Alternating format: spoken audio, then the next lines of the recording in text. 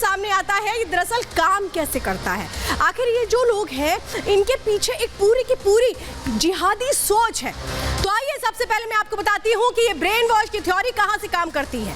दरअसल ये जो आप घर देख रहे हैं जिसमें कई लोग बैठे हुए हैं, ये यहाँ पर एक खास मकसद से बुलाए जाते हैं। इस घर में ये मीटिंग की जाती है और इसी तरीके से एक नहीं दो नहीं बहुत सारे घर हैं जहाँ पर हर तरह से इन लोगों को बुलाया जाता है। अब इसमें कौन कौन शामिल है ये मैं आपको बताती हूँ। ये जो घर है यहाँ पर क्या करवाया जाता है, दरअसल ये लोग जितने लोग हैं इनसे इस्लाम से जुड़ी बातें की जाती हैं, इनको धर्म से जुड़ी बातें बताई जाती हैं, इस्लाम से जुड़ी तमाम बातें इनके सामने रखी जाती हैं। ज्यादातर जो लोग बुलाए जाते हैं वो गैर मुस्लिम होते हैं जिनको बुलाया जाता है।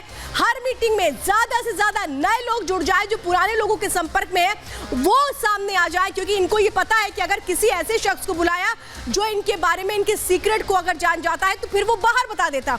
इसलिए ये हर कोई जो एक दूसरे से संपर्क में रहता था उसको बुलाते थे। घर में इनके कोई हथियार नहीं होता था ताकि किसी को कोई शक ना हो।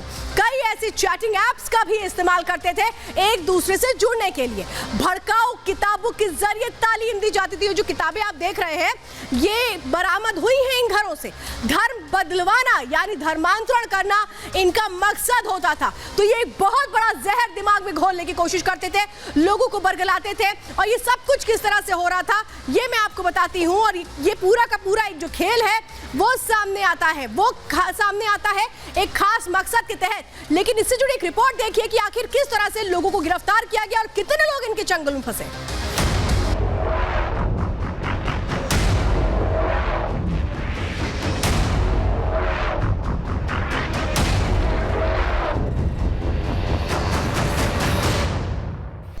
सौरभ बना सलीम, जाकिर की तालीम। जाकिर नायक गए, ये बम्बई गए, इन्होंने बम्बई जाके दोनों बच्चों के नाम परिवर्तित किए, रजिस्ट्री से वो परिवर्तित नाम आए, तब मुझे पूरी तरह पता लग गया कि ये जाकिर नायक के अंडर में आ चुका है। केरल टू भोपाल जिहाद का जाल। मध्य प्रदेश एटीएस ने जो खुलासे किए हैं उसमें हमने बताया कि सौरभ कैसे सलीम बना और सलीम बनने के बाद उसने अपनी पत्नी का भी धर्मांतरण कराया, धर्म परिवर्तन कराकर उसे मुस्लिम बनाया। जहरीली स्टोरी, ब्रेन वॉश थ्योरी। ना तो लव जिहाद चलेगा, धर्मांतरण का कुचक्र चलने नहीं देंगे। MP terror story investigation. Madhya Pradesh में कोई नहीं घुसेगी, एक एक को ढूंढ ढूंढ के, किसी की भी टूल किट हो, जो भी आतंकवादी बातें करेगा ढूंढ ढूंढ के मारा जाएगा। धर्मांतरण की आड़ में टेरर नेटवर्क का विस्फोटक खुलासा हुआ है। जहरीले जाकिर की बारूदी सोच फिर सामने आई है। एमपी में केरल स्टोरी दोहराने की साजिश नाकाम हुई है। जिहाद के इस खौफनाक नेटवर्क को तफसील से बताएंगे।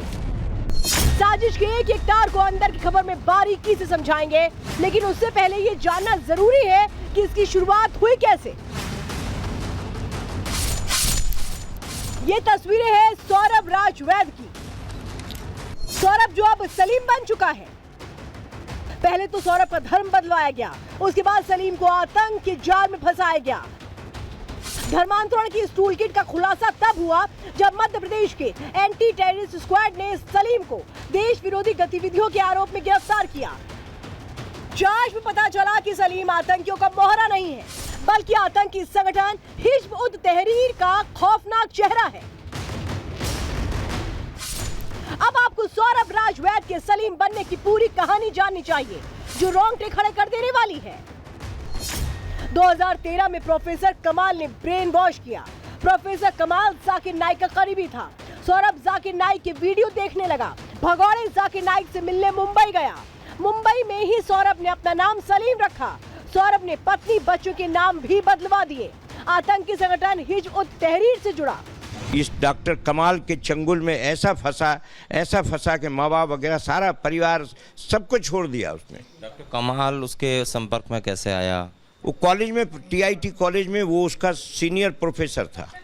तो क्या डॉक्टर कमाल ने एक साजिश के तहत सौरभ को सलीम बनाया? बिल्कुल, डॉक्टर कमाल ने साजिश के तहत सौरभ को बनाया। उसी समय 4-6 और लड़कों को बनाया और जिसकी सूचना भी मैंने तत्काल पुलिस को एक एप्लीकेशन में दी थी कि सौरभ इस तरह कन्वर्ट हुआ है, उससे समाज, मुझे, सबको खतरा है। सौरभ की कहानी केरल स्टोरी जैसी है। पहले तो सौरभ के दिमाग में ब्रेन वॉश का वायरस भरा गया।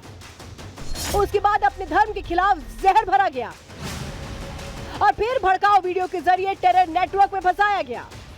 जाकिर नायक गए, ये बम्बई गए, इन्होंने बम्बई जाके दोनों बच्चों के नाम परिवर्तित किए, रजिस्ट्री से वो परिवर्तित नाम आए, तब मुझे पूरी तरह पता लग गया कि ये जाकिर नायक के अंडर में आ चुका है। और ये एक किसी जलसे में गया था, वहाँ इसको इत्तेफाक से उन्होंने कलमा पढ़वा करके और मुसलमान बनाया था, ये भी मुझे बाद में पता लगा। मतलब सौरभ सलीम जो बना है जाकिर नायक के प्रभाव में आकर बना है। बिल्कुल, इसमें कोई दो राय नहीं।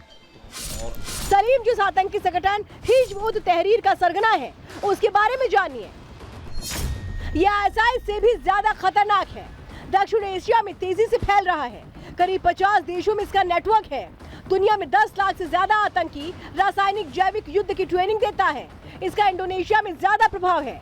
बांग्लादेश समेत 16 देशों में बैन है। गुपचुप तरीके से सामाजिक दायरा बढ़ाया।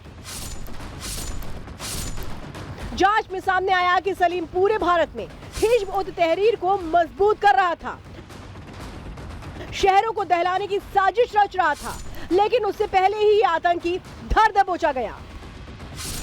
ना तो लव जिहाद चलेगा, धर्मांतरण का कुचक्र चलने नहीं देंगे। हमने पहले भी सिमी के नेटवर्क को ध्वस्त किया है। इस तरह की गतिविधियां किसी भी कीमत पर बर्दाश्त नहीं की जाएगी। इन्वेस्टिगेशन चल रहा है, पूछताछ चल रही है। एटीएस सेंट्रल एजेंसीज के साथ मिलकर काम कर रही है। एटीएस और एनआईए ताबड़तोड़ कार्रवाई कर रही है। हिजब उत तहरीर की कमर तोड़ रही है। इस मामले में कुल 16 संदिग्ध गिरफ्तार हो चुके हैं। गिरफ्तार संदिग्धों में से कई ऐसे हैं जिनका ब्रेन वॉश कर हाथों में जिहादी झंडा थमा दिया गया। कि ये लोग जो ब्रेन वॉश करके धर्मांतरण को बढ़ाते हैं, अलगाववाद को बढ़ाते हैं, आतंकवाद को बढ़ाते हैं, ये कोई भी शांति दूत नहीं हो सकती। ये सब दंड के भागीदारी है। किसी की भी टूल किट हो, जो भी आतंकवादी बातें करेगा ढूंढ ढूंढ के मारा जाएगा। निश्चित रूप से बिल्कुल निर्देश दिए जाएंगे कि जो भी संदिग्ध व्यक्ति हैं उन सब की जांच की जाए। भाई को जिस प्रकार से कन्वर्ट करके मानसिक प्रताड़ना देकर उसे इस प्रकार की गतिविधियों में संलिप्त करना, ये चैलेंज है मध्य प्रदेश के लिए। और इसलिए भारतीय जनता पार्टी की सरकार ने इस मध्य प्रदेश के अंदर सिमी से लेकर के उन सारे नेटवर्कों को ध्वस्त कर दिया है। पहले केरल की कहानी और अब सौरभ। न जाने कितने लोग जिहादी वायरस की शिकार हैं। उम्मीद है कि इसकी गहराई से जांच पड़ताल होगी। आतंकी टूल किट का पूरी तरह से पर्दाफाश होगा ताकि आतंक के इस जाल को बढ़ने से रोका जा सके। Bureau report, Republic Bharat.